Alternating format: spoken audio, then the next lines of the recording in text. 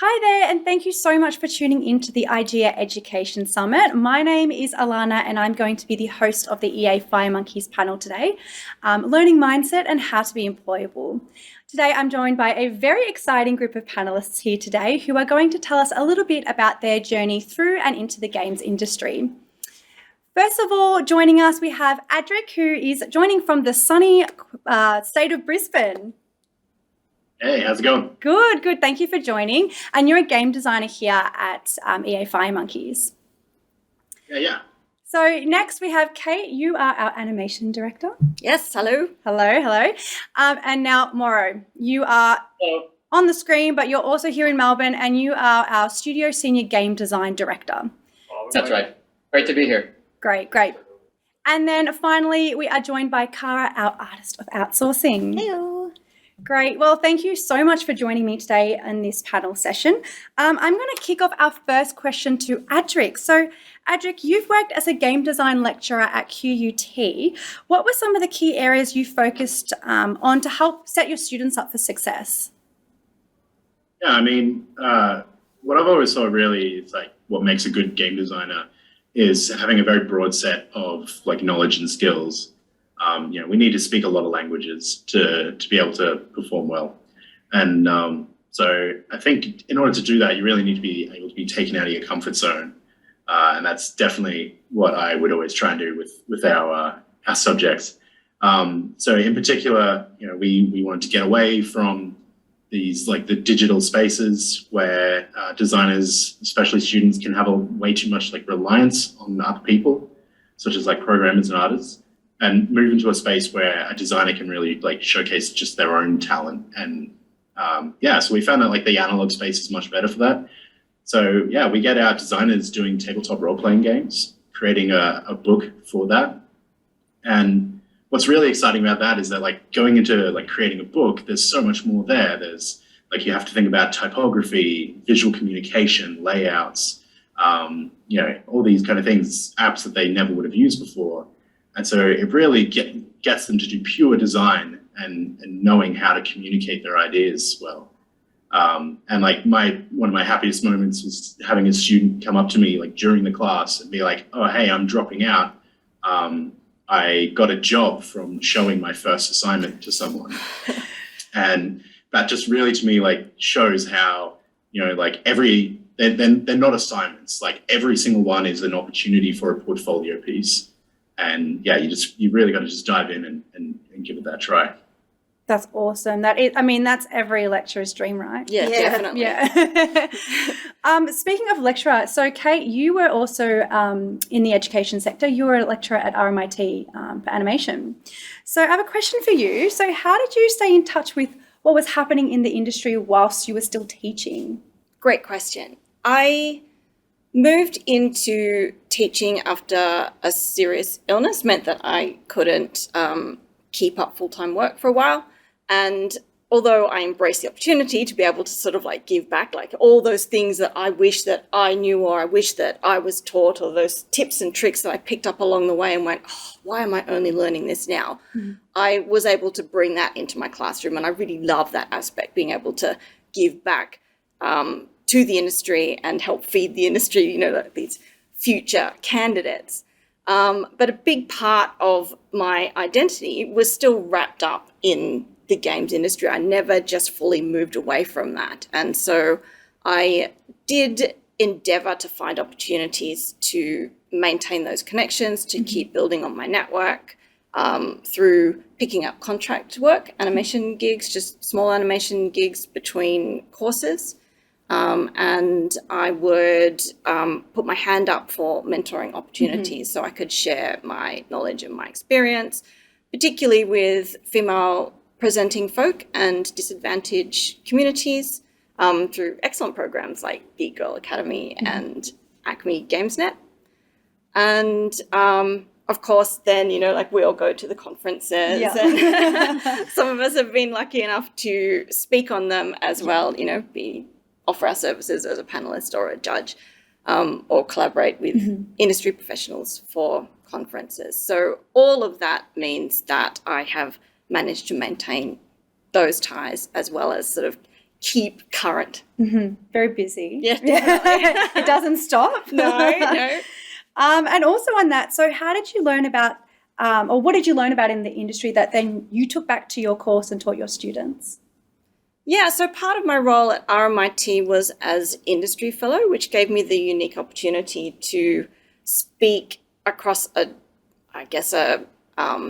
really kind of diverse cross-section of the games industry, talking to solo developers, talking to large studios, small studios, and ask them about what they're looking for candidates, whether their particular studio, like what kind of needs there are, if trying to define the best fit, that elusive best fit, which is still, it's still difficult to define, but also to identify skill gaps that are in the industry that we could then take back into the courses and make sure that we are incorporating those into the work. And one example is rigging. It's one of those things that it's a highly sought after skill, yet is rarely taught in animation courses, mostly because it's really hard and everybody hates it, except me, which is weird, but I own it. It's fine. It's good.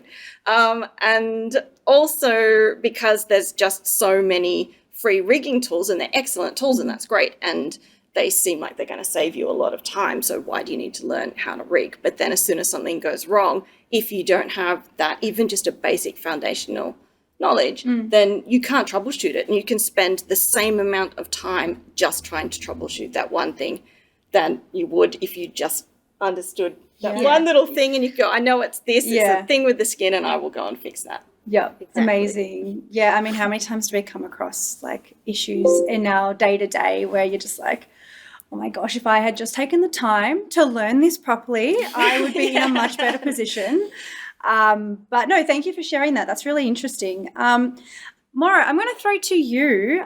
So you're an industry veteran here, and you've also worked across AAA studios, which we're going to hear more about. But what are some of the most valuable lessons that you learnt over the course of your very exciting career? Yeah, I've been doing it for 22 years now. I started in 2000, so it's really easy to remember. I'm like, okay, 22, 24. But funny enough, I really think one of the biggest lessons I learned was actually in the very beginning.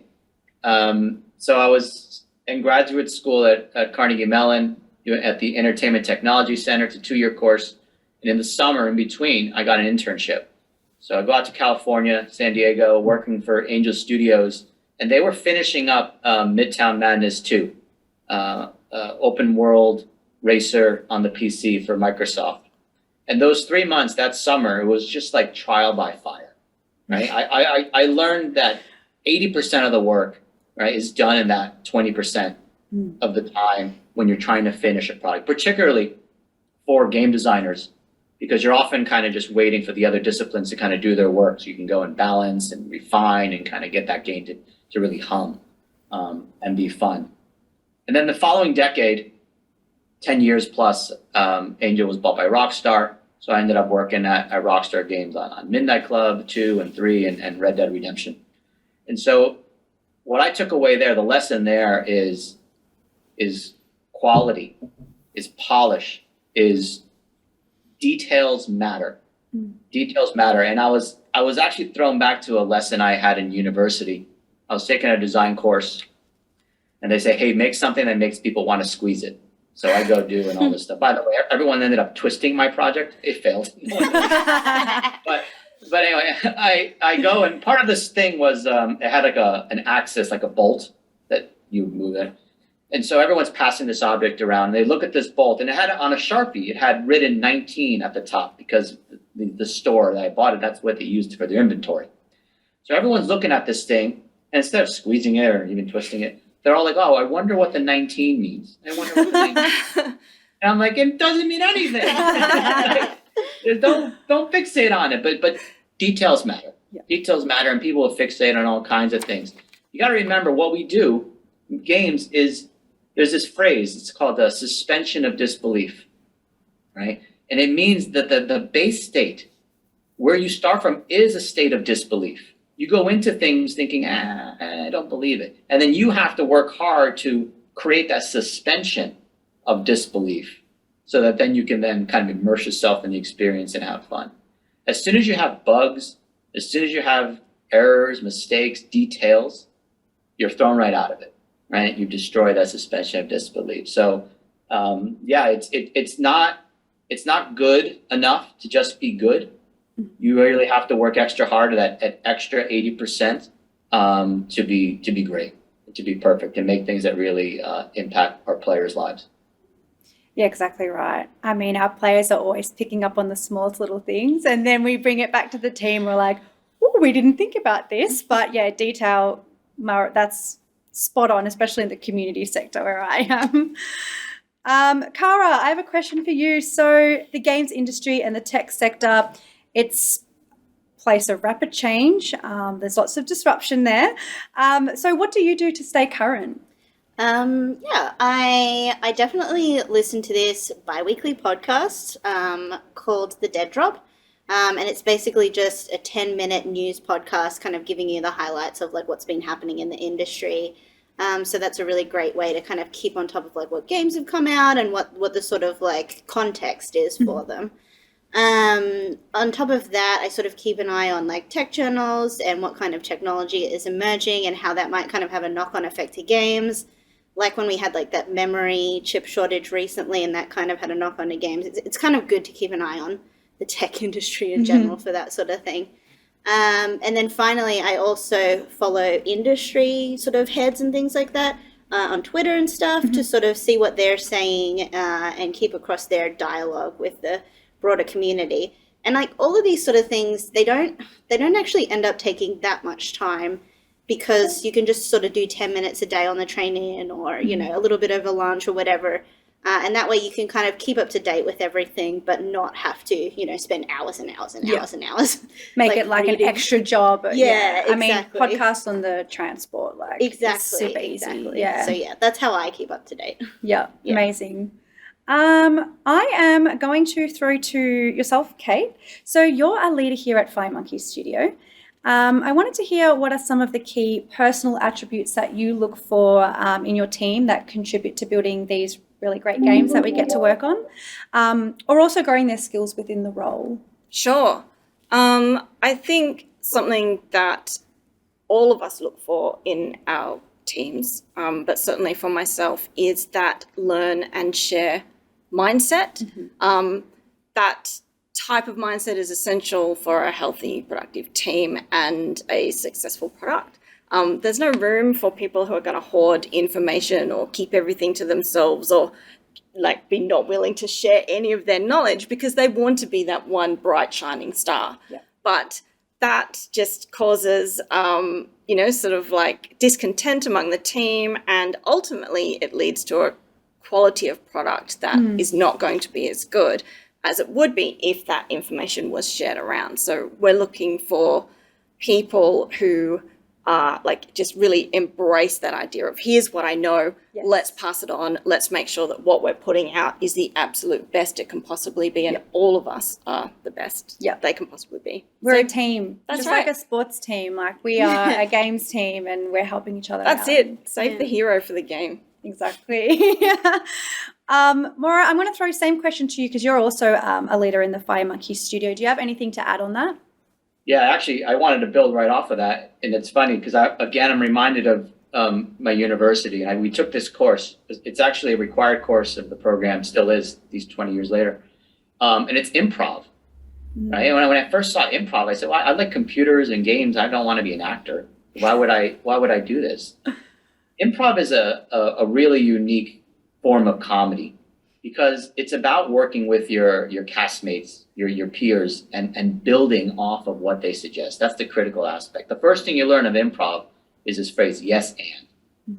Just means, someone says, oh, I walk into a bar. You don't say, no, you're at the park instead. You say, oh, yeah, right? And you walked up and order a drink. And this so-and-so was at the bar. And you you build off of that person's ideas.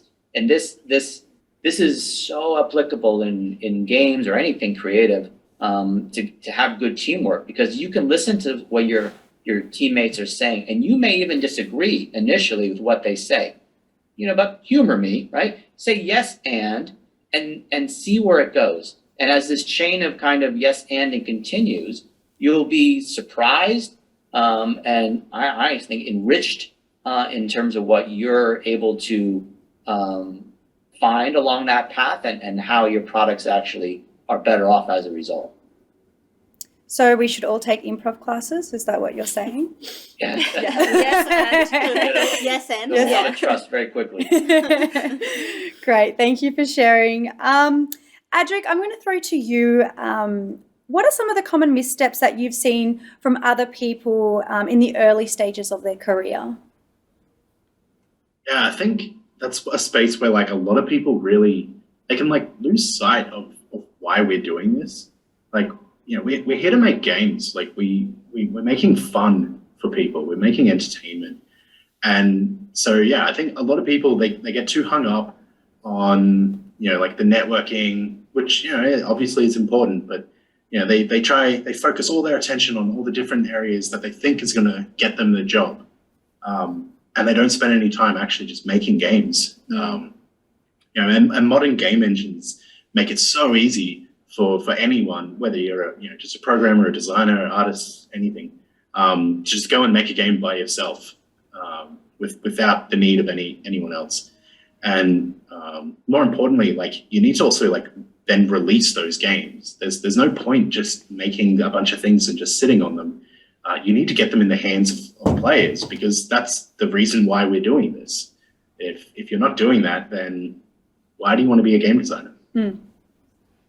Yeah, exactly right. And we always say, like, you know, your biggest critics are the ones that you're going to learn the most from. So, you know, even when we get our updates out, we do learn a lot from our players and our feedback. So it applies in all Absolutely. aspects. Yeah. Kate, do you have anything to add on that at all? Yeah, I do. I think sometimes when you're in the very early stages of your career, you can assume a little prematurely that you're an expert. Not always great. Yeah. I mean, by all means, celebrate where you are at. But no matter where you are at in your career, like whether you are just starting out or whether you've been there for 10, 20, 30 years, there's always something to learn, and looking for opportunities to challenge yourself and to continue to improve or find new ways of doing things is going to be of benefit. You should be able to look back on your career, no matter what stage you're at, and see progress. Yes. If you're not seeing progress, then you're stagnating. You've Yeah. got to keep moving forward. Yeah, really great advice there. Now, Cara, so what is a key thing that you wish you'd known in the early stages of your first games job? Yeah, I think two of the things that I've learned that I didn't know back then was to be careful of burnout. I think when you're just starting out in the industry, it's pretty common that you do your 9 to 5 and then maybe you do an extra thing after work and then maybe you do something else, and like you can like burn out if you're not really careful about making sure that you take rests and breaks. And part of that, sort of a second component of that, is also making sure that you recharge your creative batteries. Like we are all, when we make games, very like we have creative input in there. So it's important that you're like reading books or, you know, going to art galleries or even playing other kinds of games, just making sure that you're replenishing like all of the creative output that you're, you know, putting out in the world. Yeah. Find time to play. Yes. Yeah, exactly. And, you know, we're in a very weird state still. We've come out of a couple of years of lockdown. Now's your chance. Get out there, see stuff, be creative, meet people, do things. Yeah, safely. Safely. Great. So, Mauro, question for you. Yeah. What was the most useful piece of feedback you received in building your career? Yeah. It's probably to know your audience. And I'll tell you, there's two ways this applies. The first one was professional, or in terms of making games. After those 10 years at Rockstar, I went to Zynga. And, you know, this is going from literally working on Grand Theft Auto 5 to Farmville. And so if you can imagine of these audiences. It's like oil and vinegar. So in some ways, Rockstar was easier because the audience of people who play those games was similar to myself. I enjoyed playing those, action games and have you. And I do like playing Farmville, but it wasn't this as natural an instinct for me to go over there. So you have to do the hard work, which is you have to learn about your audience and learn about your players and build that empathy into what they're looking for. What motivates them when they play. And as a game designer, it's a huge skill to take on because there's all kinds of players in the world. People play games for a multitude of reasons. Some people are competitive and they only like to play, Overwatch, or some people just like to be playing Mario Paint or The Sims, right? Because they like to be creative. So you have to get in their head and understand your audience. Now, here's the trick. You can actually use that same skill in your career. It's almost like making a game out of your life. Which is when you go to present something, think about your audience. Think about what they're interested in looking at. If it's an executive review, you might just want to get to the point, right? If it's and if you're interviewing, right? Think about what the interviewer would like to see. Here's a tip. If you ever interview with me for a role at Firemonkeys EA, we make mobile free-to-play games. So I'm probably going to ask you about mobile free-to-play games. You should probably, come prepared with some examples about mobile games you like to play and how you would design a mobile free-to-play game. You want to get in the head of your audience, and you'll just have a better time as a result. Great. Thank you for the advice, Mauro. I'm sure a lot of people are going to take that away for their next EA Firemonkeys job, practicing that. Adric, same question to you. What's some useful feedback that you received in building your career? Yeah, I think it's really the only thing that can hold you back here is yourself. There's so much information out there, and it's not just the age of the internet with YouTube tutorials and everything. If we go back to early days of game development, if you wanted to be a game developer, you wanted to learn it, you just dove in and just started trying to write code and watched it fail miserably and until eventually you had something that was half decent. But with that, if you want to make a game right now, there's nothing stopping you at all from just downloading an engine, jumping straight in. There's a million YouTube tutorials out there. They're all so great. I myself do them. I'm learning some Unreal on the side while I work. There's no reason at any point not to upskill yourself. And once again as well, you got to then release it. Once you get it to a point where you're happy enough to put it in the hands of people, is get it up there on itch.io or even Steam. Steam is way more accessible these days. Going through that process of releasing is hugely attractive to employers. If they see that you've done the hard efforts, even if 10 people bought your game, it doesn't matter. It's still going through that practice. It's a learning experience, and you should absolutely do it. Yeah, hands on. And Kate, anything to add to that? Well, I think that Adric summed that up really beautifully. I think that I would just add very, very quickly that in regards to feedback, seeking feedback is really important, but also just understanding that there's a difference between criticism and feedback. And good feedback should be able to let you know where you're doing great, what can be addressed and how to move that forward, how to fix it. If it's not covering that, then it's just criticism. Yeah. Great. We shouldn't be frightened of it. It's a thing, you shouldn't be frightened of it. Yeah. Well, we're going to move to our last question. So, Mauro, any final advice to people who are looking to build a career in gaming? It's a bit of a downer. We'll make it an upper. It's just a little bit of reality check, which is unfortunately games in life, honestly, comes down to luck.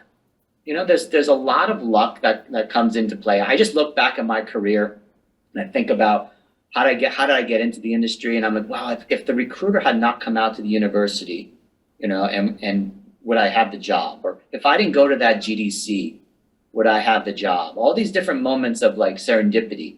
If that didn't happen, I wouldn't get the job. But here's the trick: is if you put in the hard work, right? If you study, learn how games are made, if you do as Adric's been suggesting this whole talk, is to just build things, right? Build a portfolio, talk to people, do the networking, expose yourself to the industry. You'll be prepared. You'll be ready. So when those moments materialize, you can take advantage of it. You can be like, actually, here's my reel, or actually, I made a game. You can go to this webpage and play it. Right? You can actually point to all that hard work that you've done, and take advantage of those opportunities when they present themselves. Mm-hmm. Just do it, really. Yep. Yeah. Cara, what about you? Anything to add to that? I would just say make sure that when you come in the industry, you remember to be kind. I think it's like a good sort of lesson for life as well. But, you know, we have a lot of opportunities working in games to sort of like help other people out, help coworkers out, help, you know, like just help out minorities, things like that, making sure that, you know, we bear in mind making, you know, a positive environment for everybody, both the players and the people that we work with. So just that, I guess. The industry is smaller than you think. It is. Yeah. If people are going to talk about you, make sure they're saying nice things. Exactly right. Well, I wanted to thank everyone on the panel today for really being open and honest and sharing your stories. I'm sure everyone who is watching this got a lot out of the session. So big thank you today. And thank you to everyone who joined in. Thank you. Thank you. And Thank thanks, you. Alana. No worries. Thank you. Thank you. See ya.